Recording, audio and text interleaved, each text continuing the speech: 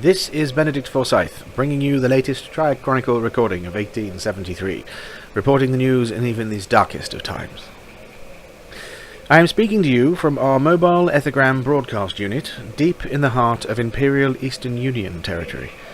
We have been given special dispensation to be within the borders of the Union to provide coverage of the events that are unfolding here in light of the full-scale civil war that has blossomed in the aftermath of the death of the young Prince Toshiro at the hands of the Mongol alliance. This special dispensation comes with a price, however. We are lucky enough to be accompanied by a retinue of royal samurai, provided by the Empress herself, to ensure our safety. Such an honour. Now, before we begin our main programme today, the Chronicle has the sad duty of reporting an official report regarding a direct attack on TRIAC neutral territory late last month. After an in-depth investigation and report on the incident was undertaken, we are at liberty to provide the following statement. On the 27th of March 1873, during the excursion in Norfolk, Virginia, several TRIAC escort squadrons were attacked and shot down whilst providing protection to Accord member states in the transport of goods and personnel under the banner of TRIAC neutrality.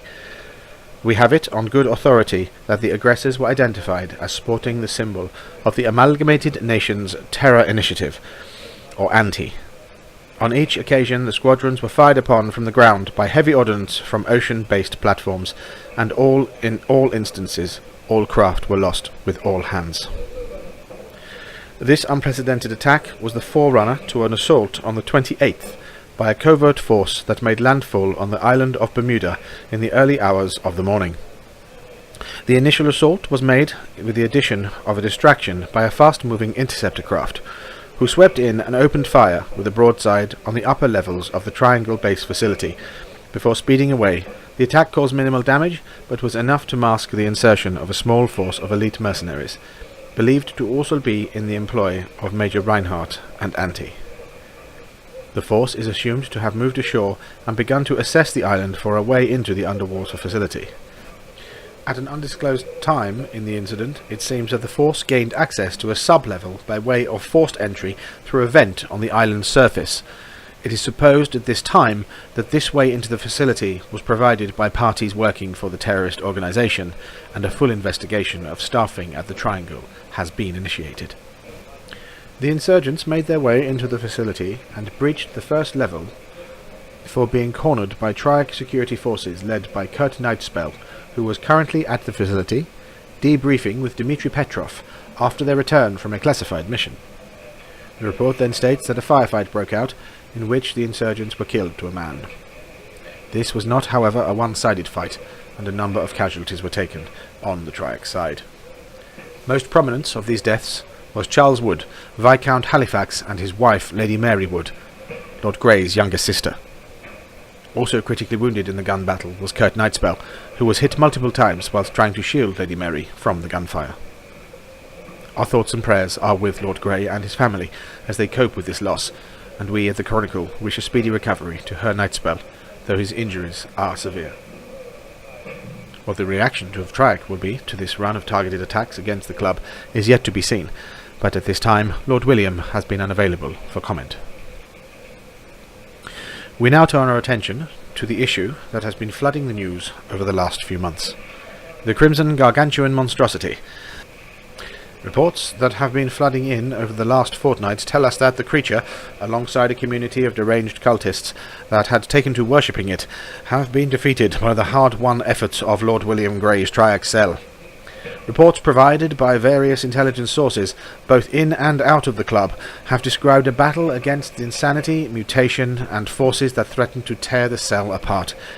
We have been informed that the threat to the world from this abomination has been neutralized, and due to ingenious science and sacrifice, the FAU and the world can breathe again, at least until the next Martian menace. The excursion was not without loss, however, and both Field Officer Eric and Lord Grey's second-in-command, Dixie Valentine, both were lost. It is unclear if Miss Dixie is dead, as it seems a link still exists that confirms her heart is still beating. We will keep you updated on this, and on all other things TRIAC related, as soon as we are able. Before our main report, we have some other breaking news that we would like to share with you, our listeners. The small nation of independent Kandy has been rather active on the national scene of late, and our reporters have discovered that the nation will be sending an ambassador to the upcoming summit. One wonders what the major 8 nations will make of this latest addition to the political scene.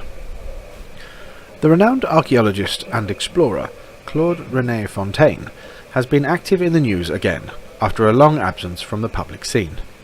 When the Chronicle quizzed Monsieur Fontaine on his most recent escapades, the gentleman gave us this quote. "Unlike other so-called experts such as Herbert Maitland, I have been actively seeking and successfully recovering all manner of important and historical artifacts and saving them from destruction at the hands of the Martians. If Herbert had half the success I had had, maybe he would also need to expand his collection rooms to accommodate his finds." Finally, before we commence our first report on the Civil War, it is worth turning to the world of industry and commerce briefly. RHI, Raven Herald Industries, continue to diversify into other projects, with vast amounts of funds and resources being diverted from existing branches of the business into the so-called Special Projects Division. Ethan Herald has continued his crusade to find the so-called Da Vinci Vaults, and has, it seems, continued to consume the majority of the company director's time. He has left more and more of the day-to-day running of the company to his Chief Executive Officer, Felicity Winters, and we are told that he is very soon planning another exploration to discover yet another location. Suffice to say that Mr. Herald's expenses are rising, and whether the results will be worth it are still yet to be seen.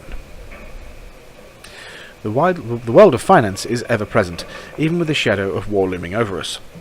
One of the largest casualties of the recent IEU civil war is the price of tea exports. Currently, due to blockades and trade embargoes, the price of a chest of tea has risen to astronomical levels. At last inspection, the price had skyrocketed to an equivalent level to red steel, and if the trend continues, we may be seeing even higher rises as the scarcity becomes even more severe. And now to the main broadcast. As I sit here in our forward post many miles north of the City of Pearls on the border of Mongol territory, I can tell you the atmosphere is tense and charged with violence. The war has begun, and with news of the death of Prince Toshiro, as he was escaping with a vast portion of the royal treasury, I fear that peace is a blind fancy in the heads of diplomats that is impossible to realize. Since we have been here, we have heard of and even witnessed multiple battles and skirmishes between the forces loyal to the Empress and those of the newly created Mongol alliance, consisting of the people of the steppes and the Ronin Tenko under the leadership of the first Ronin, Katsumoto. At this time, we can report that the battles seem even, with no side gaining ground. The Blood Riders and warriors of the steppes fight under Khan Yoshi, first blade of the Great Khan, and the Royalists are led in the field by Hiru Kentusani, first general of the Imperial armies. The City of Pearls still holds strong, surrounded by the armies of the Empress, and the Mongol steppes are a fortress of Blood Riders and Ronin. The war is being fought in the space in between, the farmland and plains, where the common folk toil and live. The civilian toll in this war has already begun to climb, and I fear that this will only rise as the two factions try to win through. Who is in the right? Is there a right side in war? I cannot answer these questions. I'm going to report the facts as they transpire. We will remain on location here for as long as we are able, and bring you as much information as we are allowed to broadcast. But for now, we have come to the end of our allowed time once again. So once again, this is me, Benedict Forsyth, saying goodbye, and keep listening, wherever you are.